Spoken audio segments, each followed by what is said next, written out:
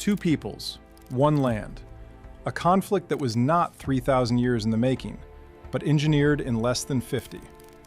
The war between Israelis and Palestinians did not emerge from ancient hatreds buried in Scripture. It emerged from something far more modern, far more calculated, and far more preventable. By the end of this investigation, the documents will show you the exact moment when coexistence became impossible, and which decisions, made by men in distant capitals, guaranteed that blood would flow for generations. The year was 1882. The Ottoman Empire still controlled Palestine. Jews and Arabs had lived side by side in the region for centuries, not in perfect harmony, but without systematic violence. Jewish communities in Jerusalem, Hebron, Safed, and Tiberias had existed for hundreds of years. They spoke Arabic. They dressed like their neighbors. They were a recognized minority within the Ottoman system. That year, something changed. The first wave of European Jewish immigrants arrived in Palestine with an ideology that would reshape the entire Middle East. They did not come to join the existing Jewish communities. They came to build a nation. These immigrants were Zionists, followers of a movement born not in Jerusalem, but in the cafes and meeting halls of Vienna, Warsaw, and Odessa. The movement's founder, Theodor Herzl, had published Quote 0, Quote 1 in 1896. Herzl had never visited Palestine when he wrote it. His plan was simple. European Jews, facing waves of pogroms and systemic discrimination, needed their own country. Palestine was the historical homeland. It would become the modern solution. What Herzl did not address in his manifesto was the fact Palestine already had a population. 700,000 people lived there, roughly 600,000 Muslim Arabs, 70,000 Christian Arabs, and 30,000 Jews. The Ottoman census records are clear on this. The land was not empty. The early Zionist settlers understood this immediately. One of the movement's leading figures, Ahad Ha'am, visited Palestine in 1891 and wrote a devastating report. He described the new Jewish colonies treating the Arab population __2___. Another Zionist pioneer, Israel Zangwill, coined the phrase that would haunt the movement, Quote 3. It was propaganda. He knew it. Everyone who had actually been to Palestine knew it. But the slogan worked. European and American Jews heard, Quote 4, and donated money. They heard, Quote 5, and bought land through the Jewish National Fund. They heard, Quote 6, and ignored what pioneering actually meant, displacing tenant farmers who had worked the same olive groves for generations. But this was only the surface. While Zionist settlement was expanding, slowly at first, with only 25,000 Jewish immigrants arriving between 1882 and 1903, the Ottoman Empire was collapsing. And collapse creates opportunity. The First World War shattered the old order. The Ottomans sided with Germany and Austria-Hungary. They lost. In the chaos of 1917, two contradictory promises were made by the British Empire. Promises that would set the entire region on fire. The first was the Balfour Declaration, issued on the 2nd of November, 1917. Arthur Balfour, the British Foreign Secretary, wrote a letter to Lord Rothschild, a prominent British Zionist. The letter was 67 words long. It declared that the British government viewed, Quote, 7, quote. The phrase, Quote 8, quote, was deliberately vague. Did it mean a state? A cultural center? Autonomy within a larger entity? Balfour did not specify. But the Zionist movement understood it as a green light. The second promise had been made 2 years earlier. In 1915, the British High Commissioner in Egypt, Henry McMahon, had exchanged letters with Sharif Hussein of Mecca. McMahon promised Arab independence in exchange for an Arab revolt against the Ottomans. The boundaries were vague, but Hussein understood Palestine to be included. The Arab revolt succeeded. Arab forces, led by Hussein's son Faisal and advised by T.E. Lawrence, Lawrence of Arabia, captured Damascus in October 1918. The Arabs believed they had earned their independence. The British had other plans. There was also a third agreement, one that neither the Jews nor the Arabs knew about at the time. In May 1916, the British diplomat Mark Sykes and the French diplomat François-Georges Picot had drawn lines on a map, dividing the Ottoman Empire's Arab territories between British and French control. Palestine was to be internationalized. The Sykes-Picot Agreement was a colonial carve-up, pure and simple. When the Bolsheviks published the secret treaties after the Russian Revolution, the betrayal became public. Arab leaders realized they had been lied to. Zionist leaders realized their quote, _9___ would be under British control. And the British realized they had made promises they could not possibly keep to everyone. The British took control of Palestine under a League of Nations mandate in 1920. The mandate explicitly incorporated the Balfour Declaration, giving Zionism international legal backing. The mandate's preamble stated that Britain would be responsible for putting into effect the establishment of a Jewish national home. Arab leaders protested immediately. They had not been consulted. They pointed out that they constituted 90% of Palestine's population. By 1922, the population was roughly 750,000 Arabs and 84,000 Jews. The British promised to balance Jewish immigration with Arab rights. They promised that nothing would be done, quote, 11. It was a promise they would break within a decade. Jewish immigration accelerated. Between 1919 and 1939, the Jewish population in Palestine increased from 84,000 to 445,000. Arab Palestinians watched their country change before their eyes.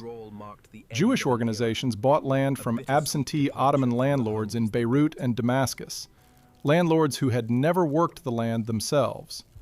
The tenant farmers, many of whom had lived there for generations, were evicted. The Jewish National Fund had a policy. Land purchased by the fund could never be sold or leased to Arabs. It was called, quote, 12. Only Jews could work land owned by Jews. This was not integration. This was separation. This was nation building in someone else's country. Tensions exploded in 1929. In August of that year, violence erupted in Jerusalem over Jewish access to the Western Wall. The violence spread. In Hebron, Arab rioters massacred 67 Jews, including women and children. The Hebron Jewish community, which had existed continuously for centuries, was destroyed. In Safed, another ancient Jewish community faced pogroms. The British were caught in the middle. A British commission investigated and concluded that the violence stemmed from Arab fears of political and economic dispossession by Zionist settlement. The commission recommended limiting Jewish immigration. The Zionist leadership rejected the recommendation. Immigration continued.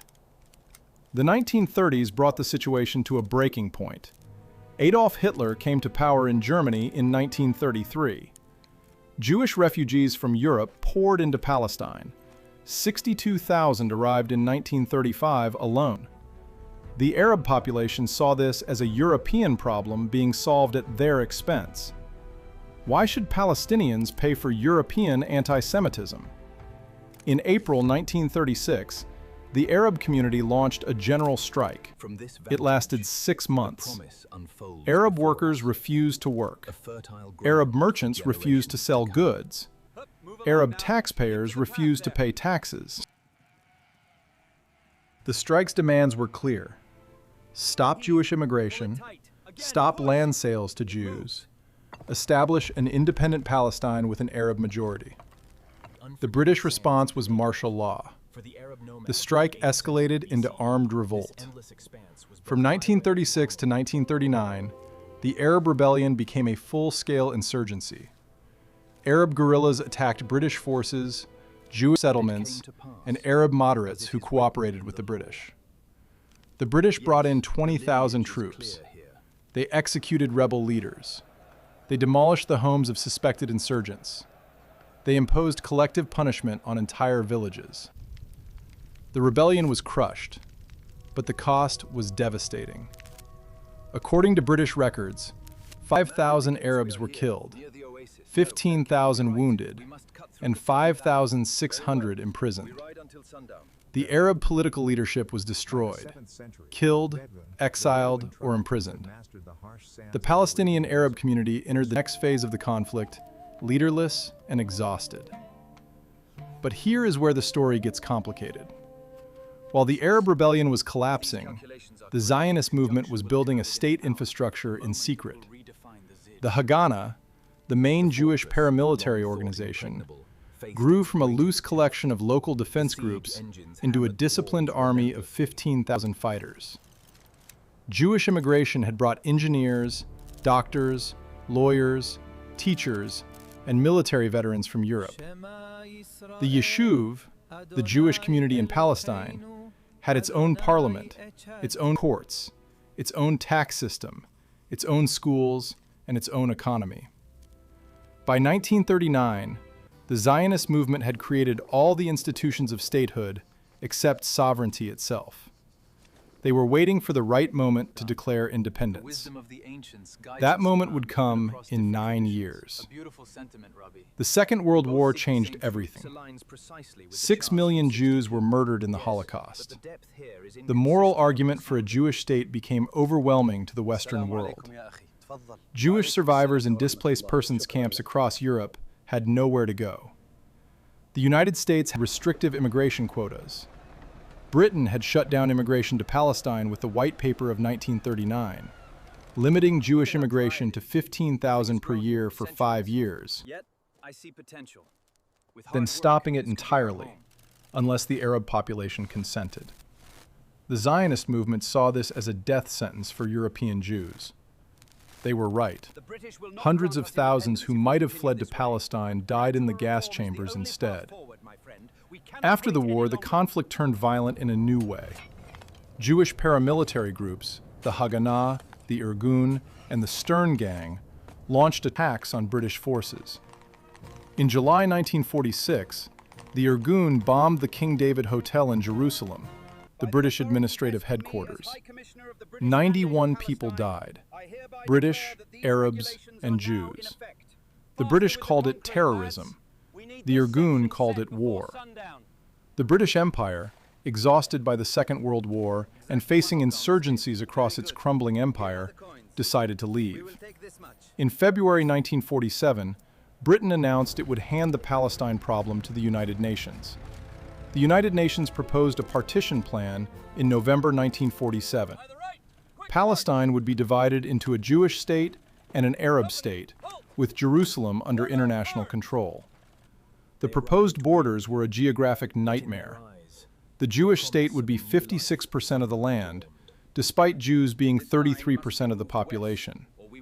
The Jewish state would contain roughly 500,000 Jews and 400,000 Arabs. The Arab state would have barely any Jews and would be broken into 3 disconnected fragments. The Arab Higher Committee rejected the plan immediately. They argued that the United Nations had no right to give away a country without the consent of its majority population.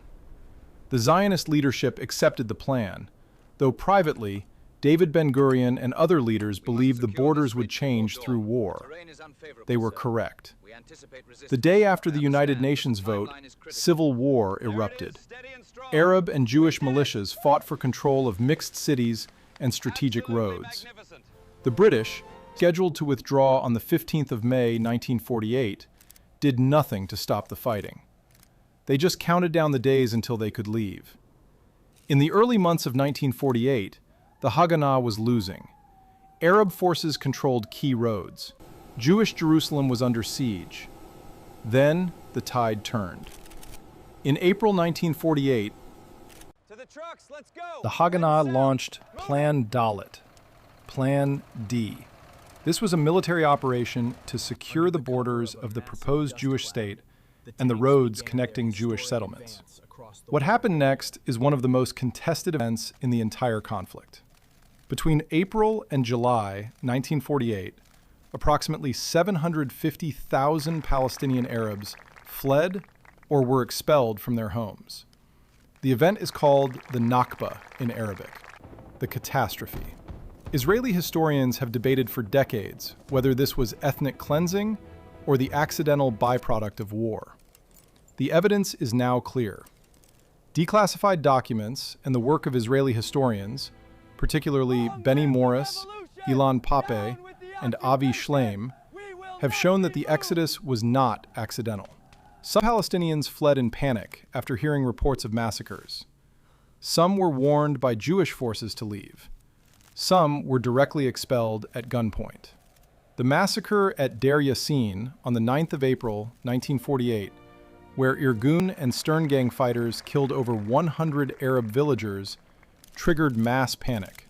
Jewish psychological warfare units used loudspeakers to broadcast exaggerated accounts of the massacre to terrify nearby Arab villages into fleeing.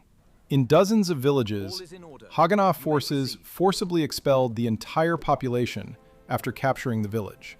In cities of Lydda and Ramleh in July 1948, approximately 50,000 Arabs were forced to march out of the cities into the West Bank in the middle of summer.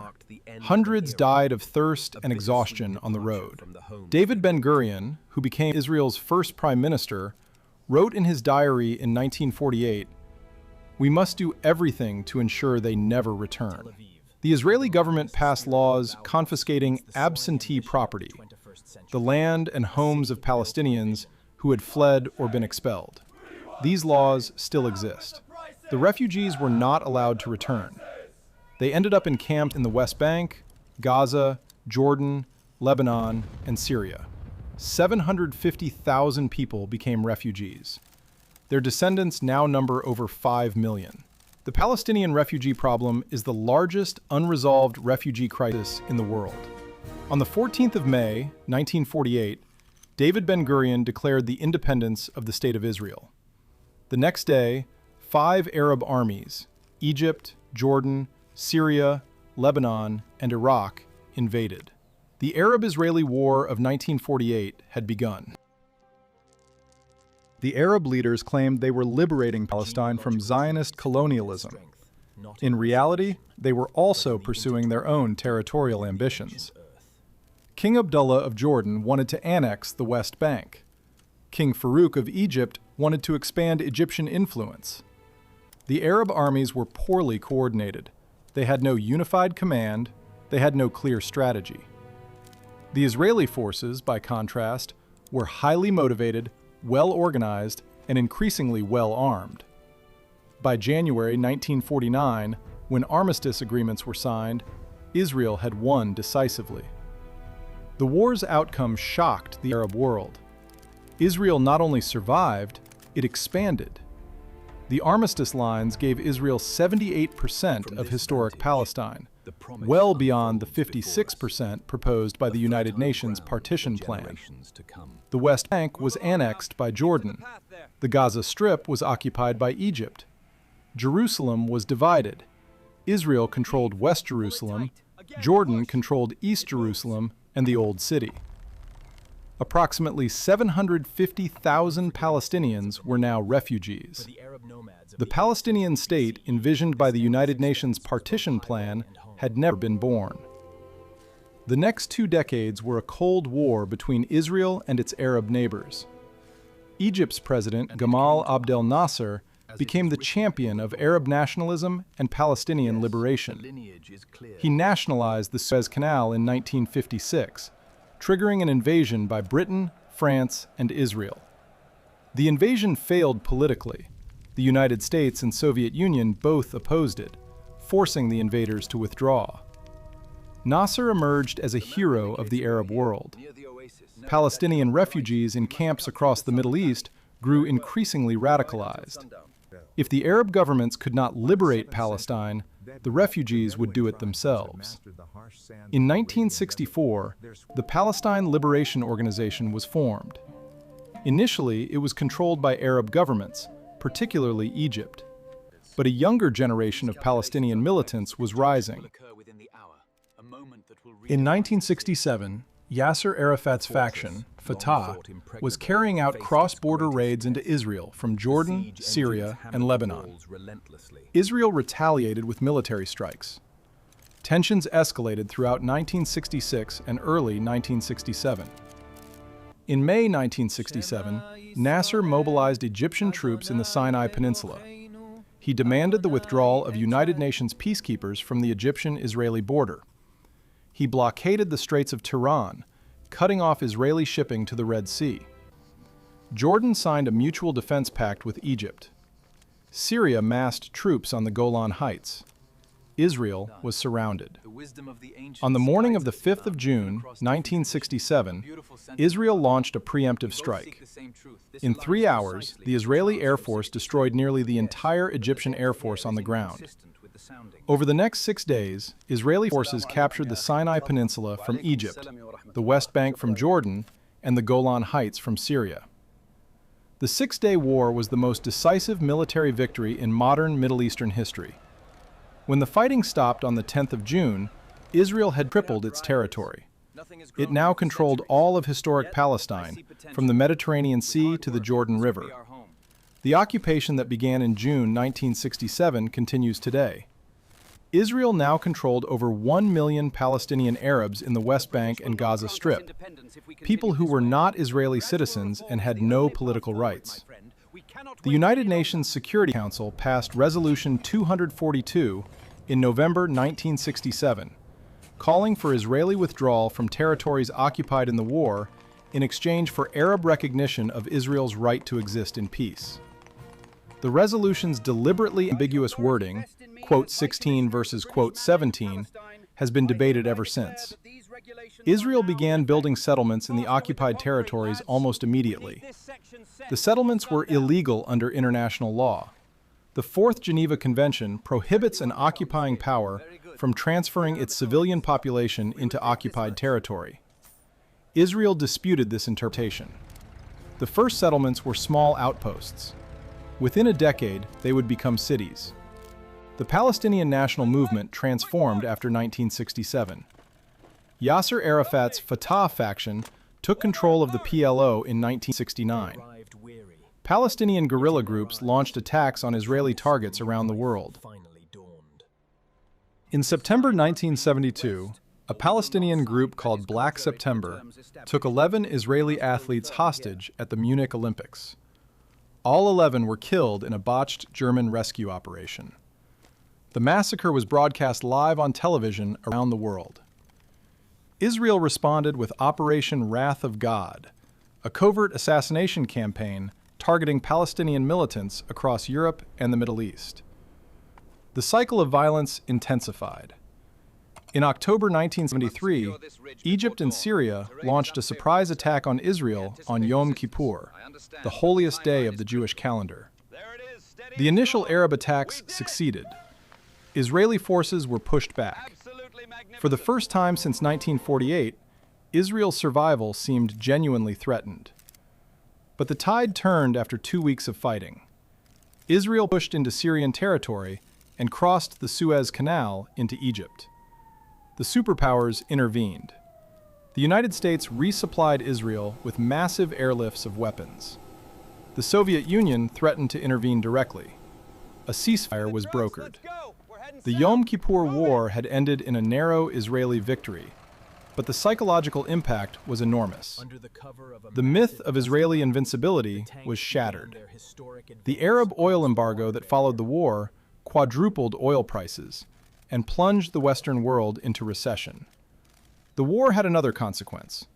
Egypt's new president, Anwar Sadat, concluded that Egypt could not defeat Israel militarily. In November 1977, Sadat did the unthinkable. He flew to Jerusalem and addressed the Israeli Knesset. It was the first official visit by an Arab leader to Israel. Negotiations led to the Camp David Accords in 1978, brokered by United States President Jimmy Carter. Egypt and Israel signed a peace treaty in March 1979. Egypt recognized Israel. Israel returned the Sinai Peninsula to Egypt. It was a historic breakthrough. It was also a catastrophe for the Palestinians. The Camp David framework had vague language about Palestinian autonomy, but nothing concrete. The PLO rejected the accords. Most Arab states condemned Sadat as a traitor. Egypt was expelled from the Arab League. In October 1981, Sadat was assassinated by Egyptian Islamic militants during a military parade.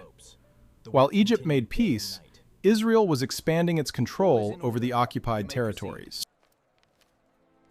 Settlement construction accelerated dramatically after the election of Menachem Begin's right-wing Likud government in 1977. The settlement population in the West Bank and Gaza grew from 5,000 in 1977 to over 100,000 by 1987. The settlements were not random. They were strategically placed to control water resources, high ground, and major roads. East Jerusalem was annexed and surrounded by Jewish neighborhoods. The Palestinian areas were fragmented into isolated enclaves. In June 1982, Israel invaded Lebanon. The official goal was to destroy PLO bases that were launching rocket attacks into northern Israel. The real goal, articulated by Defense Minister Ariel Sharon, was to destroy the PLO as a political organization and install a friendly Christian government in Beirut. The invasion succeeded militarily. Israeli forces reached Beirut and besieged the city. The PLO was forced to evacuate to Tunisia. But the war turned into a quagmire. Israel became embroiled in Lebanon's brutal civil war. In September 1982, Christian Falangist militias, Israel's allies, massacred between 700 and 3,000 Palestinian civilians in the Sabra and Shatila refugee camps in Beirut. Israeli forces controlled the area and had allowed the Falangists to enter the camps. An Israeli commission of inquiry found Ariel Sharon indirectly responsible for the massacre. He was forced to resign as defense minister. Israeli troops would remain stuck in southern Lebanon for 18 years. The first Palestinian Intifada, uprising, erupted in December 1987. It began in Gaza after an Israeli truck crashed into a car carrying Palestinian workers, killing 4. Rumors spread that the crash was deliberate revenge for an Israeli stabbed in Gaza days earlier. Palestinians poured into the streets. The uprising spread across the West Bank and Gaza. It was spontaneous, unorganized, and overwhelmingly unarmed. Palestinian youths threw stones at Israeli soldiers. Israeli forces responded with live ammunition, tear gas, and mass arrests. Defense Minister Yitzhak Rabin ordered troops to break the bones of stone throwers. The images of Israeli soldiers beating unarmed Palestinian teenagers were broadcast around the world. Over 6 years, the First Intifada killed approximately 160 Israelis and 1,000 Palestinian civilians. The Intifada had 2 major consequences. First, it demonstrated that the occupation could not be maintained without enormous cost. Second, it empowered a new Palestinian organization, Hamas. Founded in 1987 as the Palestinian branch of the Muslim Brotherhood, Hamas rejected the PLO's secular nationalism. Hamas's charter called for the destruction of Israel and the establishment of an Islamic state in all of historic Palestine. Where the PLO had once been the dominant Palestinian organization, Hamas was now a growing rival. The end of the Cold War created new possibilities. In October 1991, the Madrid Conference brought Israeli, Palestinian, Syrian, Lebanese, and Jordanian delegations together for the first time for face-to-face negotiations. The conference itself achieved nothing, but it began a process. Secret back-channel negotiations took place in Oslo, Norway, between Israeli and PLO officials. In September 1993, Israeli Prime Minister Yitzhak Rabin and PLO Chairman Yasser Arafat signed the Oslo Accords on the White House lawn.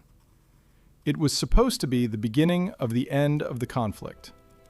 The Oslo Accords created the Palestinian Authority, a limited self-government structure for Palestinians in parts of the West Bank and Gaza. The West Bank was divided into areas A, B, and C. Area A would be under full Palestinian control. Area B would have Palestinian civil control, but Israeli security control.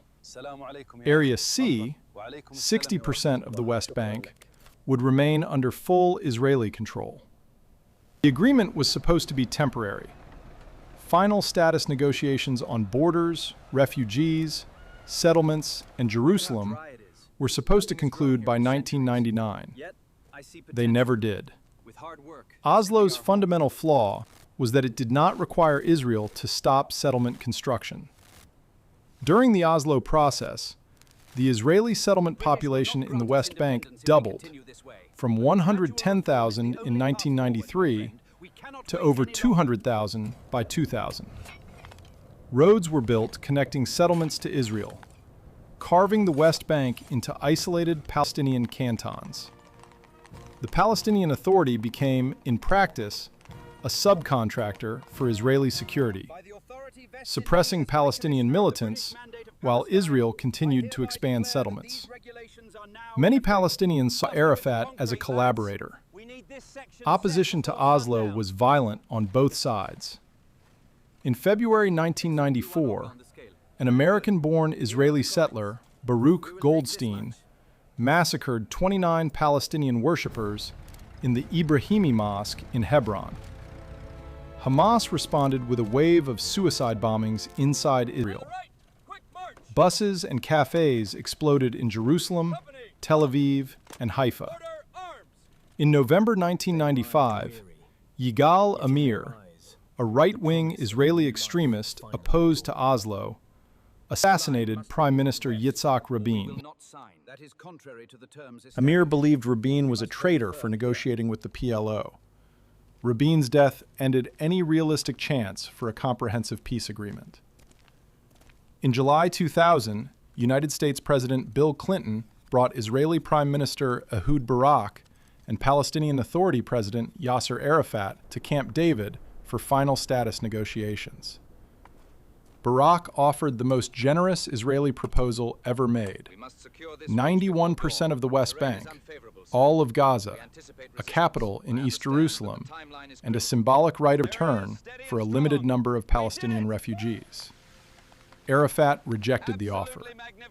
He believed the offer did not meet the minimum Palestinian requirements: a fully sovereign state on the 1967 borders, East Jerusalem as the capital, and acknowledgement of the right of return for all refugees. The negotiations collapsed. Each side blamed the other. In September 2000, Ariel Sharon, now leader of Israel's opposition, visited the Temple Mount, known to Muslims as the Haram al-Sharif, in Jerusalem's Old City. The site is the holiest in Judaism and the third holiest in Islam. Sharon was accompanied by over 1,000 Israeli police. Palestinians viewed the visit as a deliberate provocation. Riots erupted. Israeli police fired on Palestinian protesters. 4 Palestinians were killed. The Second Intifada had begun. The Second Intifada was far deadlier than the first. Palestinian suicide bombers struck Israeli cities with horrifying regularity. Between September 2000 and February 2005, Palestinian militants carried out over 140 suicide bombings, killing over 500 Israelis. Hamas, Palestinian Islamic Jihad, and even Arafat's Fatah faction claimed responsibility for attacks. Israel responded with overwhelming military force. The Israeli military reoccupied West Bank cities that had been handed over to the Palestinian Authority under Oslo. In March and April 2002, Israeli forces invaded the West Bank city of Jenin, where many suicide bombers had originated. The battle killed 52 Palestinians and 23 Israeli soldiers. Israel began constructing a separation barrier, a wall in some sections, a fence in others, cutting deep into the West Bank to separate Israeli and Palestinian populations. The International Court of Justice ruled the barrier illegal in 2004 because it was built inside occupied territory, not on the Green Line border. In August 2005, Israeli Prime Minister Ariel Sharon, the same Ariel Sharon who had championed settlement expansion for decades, ordered the complete evacuation of Israeli settlements from Gaza. All 21 settlements were dismantled. 8,000 Israeli settlers were forcibly removed. Israel declared that Gaza was no longer occupied. The international community disagreed. Israel still controlled Gaza's borders, airspace, and territorial waters. The disengagement was not negotiated with the Palestinian Authority. It was a unilateral Israeli decision. In January 2006, Hamas won Palestinian legislative elections. The victory shocked the international community. The United States and Israel had encouraged the elections, believing Fatah would win easily. Instead, Palestinians, exhausted by Fatah's corruption and failure to deliver statehood, voted for Hamas. The United States, European Union, and Israel immediately declared they would not work with a Hamas-led government unless Hamas renounced violence, recognized Israel, and accepted previous agreements. Hamas refused. The international community imposed an economic siege on the Palestinian Authority. Fatah and Hamas began a power struggle that turned into a brief civil war in June 2007. Hamas seized control of Gaza. Fatah retained control of the West Bank.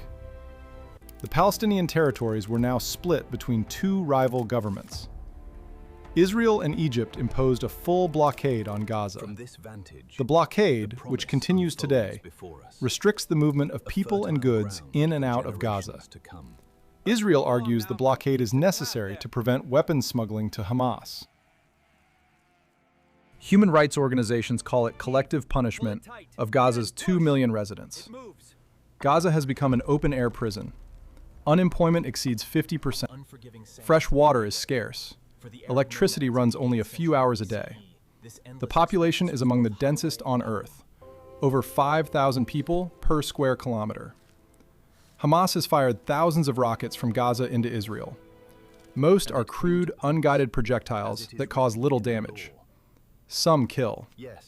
In 2014, 3 Israeli teenagers were kidnapped and murdered by Hamas militants in the West Bank. Israel responded with a massive military operation in Gaza.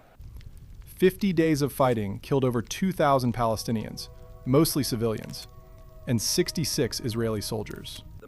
In May 2021, clashes at the Al-Aqsa Mosque in Jerusalem triggered another 11-day war. Hamas fired over 4,000 rockets at Israeli cities. Israel responded with airstrikes that killed over 250 Palestinians. In October 2023, Hamas launched the largest attack on Israel since 1973. Over 3,000 Hamas fighters infiltrated southern Israel, killing approximately 1,200 Israelis, mostly civilians, and taking over 200 hostages into Gaza. It was the deadliest day in Israeli history since the Holocaust. Israel's response was total war. The Israeli military launched a ground invasion of Gaza with the stated goal of destroying Hamas. By May 2026, over 40,000 Palestinians have been killed, according to Gaza health authorities. Most are women and children. Entire neighborhoods have been reduced to rubble. Over 80% of Gaza's population has been displaced. The international community is divided. Some countries call it legitimate self-defense, others call it genocide. The International Court of Justice is investigating. The war continues. Meanwhile, in the West Bank, the situation has deteriorated to levels not seen since the Second Intifada. There are now over 700,000 Israeli settlers living in the West Bank and East Jerusalem, approximately 14% of the total West Bank population.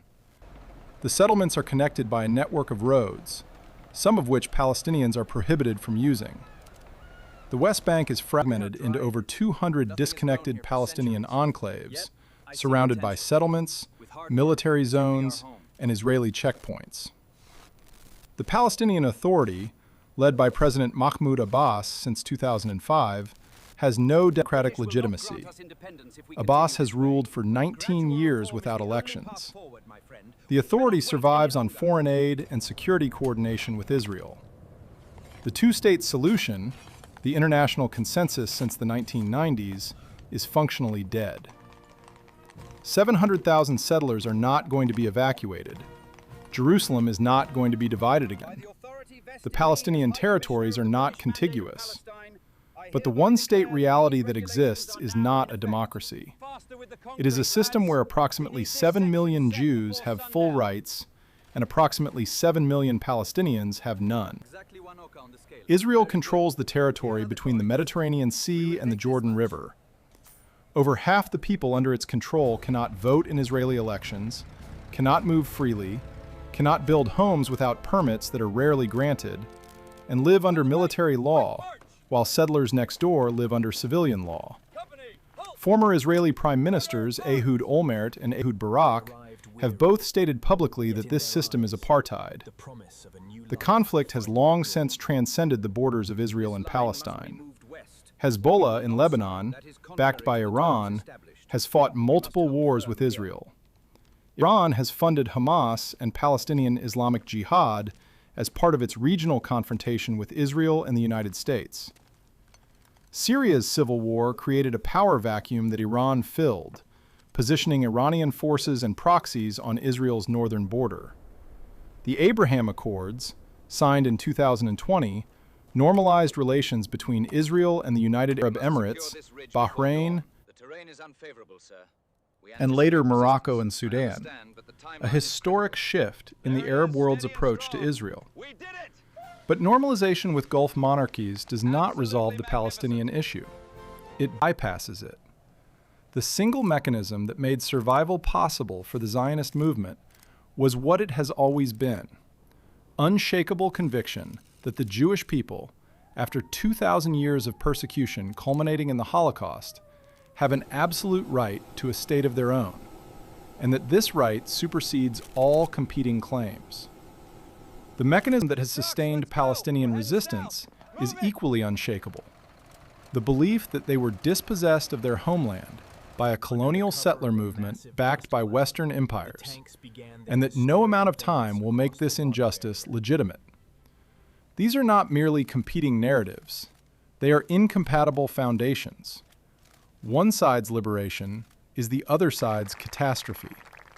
One side's return is the other side's extinction. The conflict was not inevitable.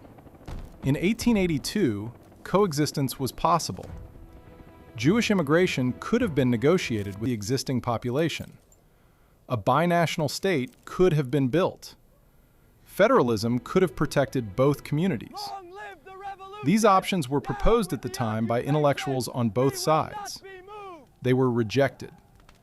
The Zionist movement concluded that only a Jewish majority state would guarantee Jewish safety. The Palestinian national movement concluded that any acceptance of Zionism meant accepting their own dispossession. Both conclusions were based on real traumas and legitimate fears. Both conclusions made compromise impossible. The tragedy is this: the conflict that began as a dispute over land became a battle over identity, memory, and victimhood. Both peoples have genuine historical claims. Both peoples have suffered immensely. Both peoples believe themselves to be fighting for survival. And both peoples have been betrayed by their leaders, who have chosen maximalist demands and short-term political gain over the compromises necessary for peace. The British made contradictory promises. The Arab states used the Palestinian cause for their own purposes, while keeping Palestinian refugees in camps for decades. The international community has passed hundreds of resolutions without enforcing any. And within Israel and Palestine, moderates who have dared to imagine peace have been assassinated by their own extremists. 140 years after the first Zionist settlers arrived in Palestine, the war continues. Over 25,000 Israelis have been killed in the conflict since 1948. Over 100,000 Palestinians have been killed. Millions have been displaced. Generations have grown up knowing only occupation or siege. The two-state solution is collapsing. The one-state reality is unsustainable. And the international community, exhausted by the conflict's complexity and intractability, has largely given up trying to solve it. If you believe the evidence presented here challenges the history you were taught, the comments are open. The documents exist. The decisions were recorded. The consequences are visible today.